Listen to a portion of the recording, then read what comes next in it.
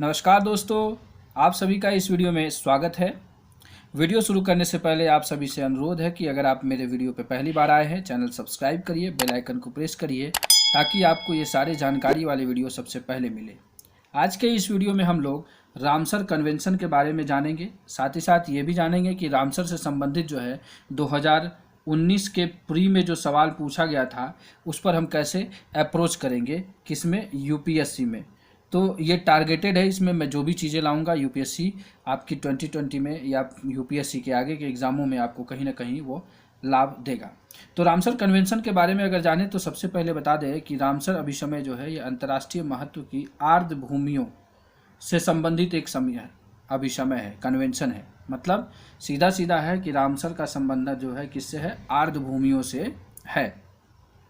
अब जो है आर्द्र भूमि में कौन कौन से आते हैं, इसमें कहता है विशेषकर जल प्रवाही पशु पक्षियों के प्राकृतिक आवास जो है वो इसमें शामिल किए जाते हैं। और आर्द्र भूमियों को लिया गया है इसमें किस लिए, क्योंकि आर्द्र भूमि के धारणीय प्रयोग और संरक्षण को सुनिश्चित करने वाली यह एक अंतर्राष्ट्रीय संधि है। अंतर्राष्ट्रीय संधि है मतलब विश्व स्तर पर ये जो है लागू है।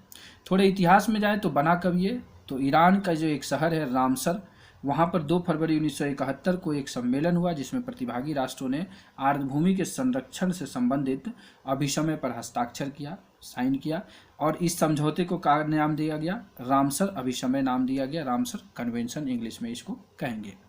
इसी जो 2 फरवरी 1971 को साइन होने के उपलक्ष्य में ही जो आप हर साल 2 फरवरी को विश्व आर्द्र भूमि दिवस के रूप में भी मनाया जाता है। साथ ही साथ वैश्विक स्तर पर जैव विविधता में हो रहे परिवर्तन का सम्मिलित समावेशी प्रयासों द्वारा प्रबंधन और नियमन करने के लिए इच्छा शक्ति का प्रदर्शन किया गया है। मतलब देश अपने अपने यहाँ पर आर्द्र भूमियों के संरक्षण से संबंधित नियम, अधिनियम, इन सबों को बनाए हैं क्योंकि यही उनकी एक इच्छा शक्ति को प्रदर्शित करता है कि वो जैव विविधता को हो रहे उन परिवर्तन में कैसे उनमें समावेशी प्रयास करेंगे और उनका प्रबंधन और नियमन कैसे करेंगे। भारत ने भी इसके लिए जो है 2010 में एक नियमन बनाया है जिसकी आगे चर्चा करेंगे हम लोग।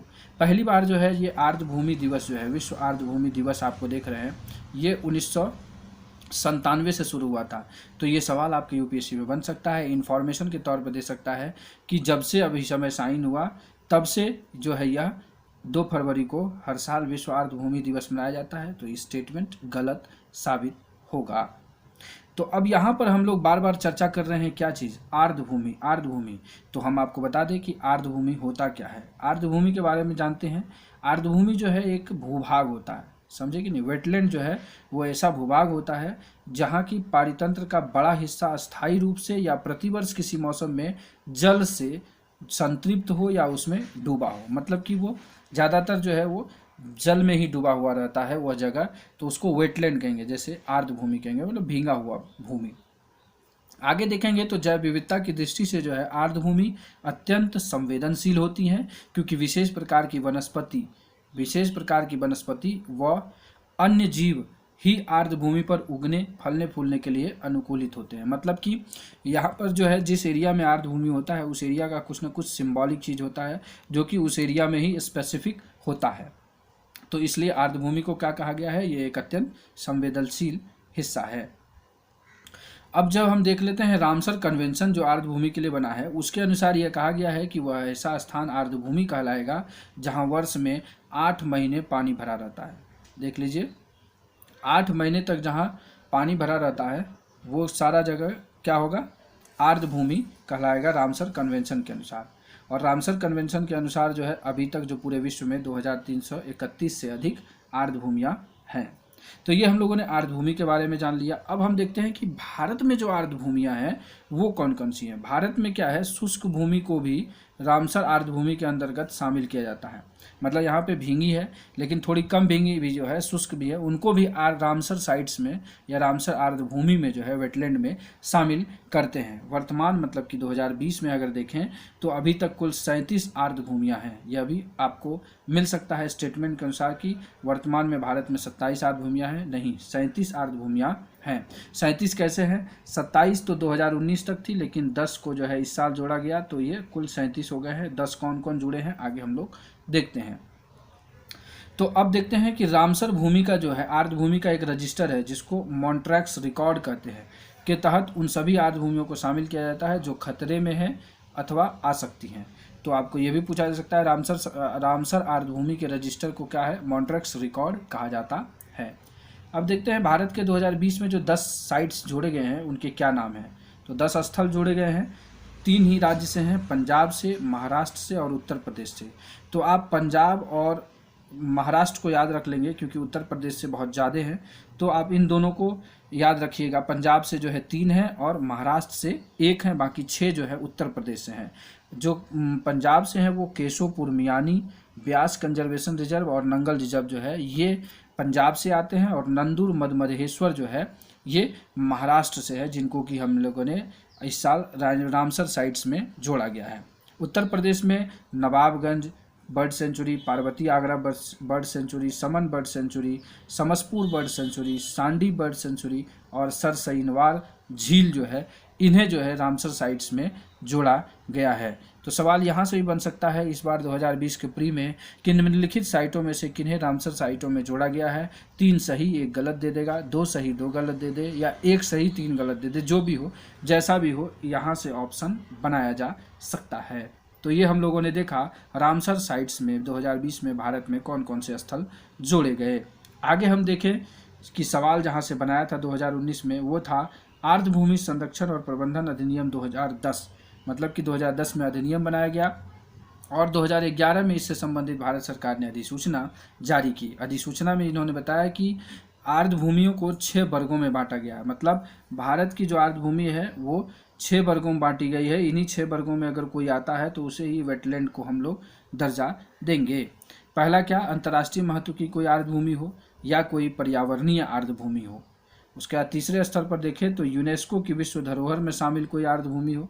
और चौथा देखें, चौथे और पाँचवें में थोड़ी समानता है। कहता है कि अगर समुद्र तल से 2500 मीटर से कम ऊंचाई पर है तो उस आर्द्र भूमि को, ऐसी आर्द्र भूमियाँ जो 500 हेक्टेयर से अधिक के क्षेत्रफल घेरती है, मतलब 2500 मीटर से कम ऊंचाई पर है तो 500 हेक्टेयर से अधिक का क्षेत्रफल घेरती हो, और अगर 2500 मीटर से अधिक की ऊंचाई पर हो और अगर समुद्र तल से 2500 मीटर से अधिक ऊंचाई पर हो तो वो 5 हेक्टेयर जो है उसका क्षेत्रफल हो। साथ ही साथ ऐसी आर्द्र भूमियाँ जिसकी पहचान प्राधिकरण ने की है। तो यहाँ पर जो प्राधिकरण शब्द आया है वो प्राधिकरण जो है इसी अधिनियम के तहत केंद्रीय आर्द्र भूमि विनियामक प्राधिकरण का गठन किया जाता है, और इस प्राधिकरण में जो है कुल 12 सदस्य होते हैं जिसमें 1 अध्यक्ष भी होता है। तो ये हम लोगों ने देखा क्या, जो 2010 में आर्द्र भूमि से संबंधित अधिनियम भारत ने बनाए हैं। अब हम देखते हैं 2019 में जो सवाल पूछा है वो कैसे हल होता है। तो क्वेश्चन ये पूछा गया है, निम्नलिखित कथनों पर विचार करिए। रामसर सम्मेलन के अनुसार भारत के में सभी आर्द्र भूमियों को बचाना और संरक्षित रखना भारत सरकार के लिए अधिदेशात्मक है। दूसरा स्टेटमेंट दिया है, आर्द्र भूमि संरक्षण नियम 2010 भारत सरकार के ने रामसर सम्मेलन की संस्तुतियों के आधार पर बनाए थे। तो ये तो स्टेटमेंट बिल्कुल सही है, हम लोगों को पता चला, अभी हम लोगों ने पीछे देखा भी है। साथ ही साथ तीसरा स्टेटमेंट इसी से संबंधित है कि आर्द्र भूमि संरक्षण और प्रबंधन नियम 2010 आर्द्र भूमियों के अपवाह क्षेत्र, जलग्रहण क्षेत्रों को भी सम्मिलित करते हैं जैसा कि प्राधिकार द्वारा निर्धारित किया गया है। तो ये भी हम लोगों ने देखा कि इस अधिनियम में यह भी कहा गया है कि जो अपवाह क्षेत्र है, जैसे कि 8 महीने तक जो पानी में डूबा रहे, तो इन सब चीज़ों का अपवाह क्षेत्र को भी जो है यह निर्धारित करता है। लेकिन जो पहला स्टेटमेंट है उसे ध्यान से पढ़िएगा, तो ये एक्सट्रीम सिचुएशन वाला है स्टेटमेंट। यहाँ पर एलिमिनेशन मेथड यूपीएससी में काम करता है। जैसे कह रहा है, रामसर सम्मेलन के अनुसार भारत राज्य क्षेत्र में सभी, यहाँ जो सभी एक एक्सट्रीम वर्ड है, हो सकता है कहीं ना कहीं कोई ऐसी आर्द्र भूमियाँ हैं जिनको कि रामसर में नहीं रखा गया है। सभी आर्द्र भूमियों को रामसर में नहीं रखा गया है। तो रामसर सम्मेलन के अनुसार भारत राज्य के सभी आर्द्र भूमि को जो है बचाना, ऐसा नहीं है। भारत में तो कुल 37 ही आर्द्र भूमियाँ हैं जो कि रामसर साइट्स के अंतर्गत आती हैं। तो सभी कैसे हो गए? और भी ऐसा जगह है जिनको कि रामसर साइट्स का दर्जा ना दिया गया हो, कोई ऐसा भी तो होगा। तो इसलिए ये एक्सट्रीम सिचुएशन होता है। तो पहला वाला जो है ऑप्शन गलत हो गया। तो अब अगर हम ऑप्शन को देखें तो आप आसानी से पहले वाले को कट कर दें तो आप यहाँ पर डबल डिप में पहुँच जाएंगे। तो तीसरा तो यहाँ से बिल्कुल सही है। आपको पता चल गया। और दूसरा तो आप जान ही रहे हैं कि 2010 में भारत ने जो बनाया है, तो इस तरीके से ऑप्शन बी आंसर हो जाता है।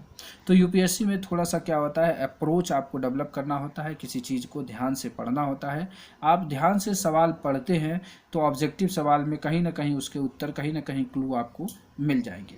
तो आज के इस वीडियो में हम लोगों ने रामसर साइट्स के बारे में देखा, रामसर कन्वेंशंस क्या है, भारत में कितने रामसर साइट हैं, 10 नए रामसर साइट्स जोड़े भी गए हैं, उनके बारे में भी डिस्कशन किया। वीडियो अच्छा लगा हो तो लाइक करिएगा, शेयर सब्सक्राइब करना नहीं भूलिएगा, और चैनल पर पहली बार आए हैं तो सब्सक्राइब बटन दबा के बेल आइकन प्रेस कर दीजिएगा, ताकि आपको ये सारे अहम वीडियोज़ सबसे पहले मिले, ताकि आप एग्ज़ाम में जा करके सही अप्रोच के साथ एग्ज़ाम पास कर सकें। And at last, thanks for watching this video।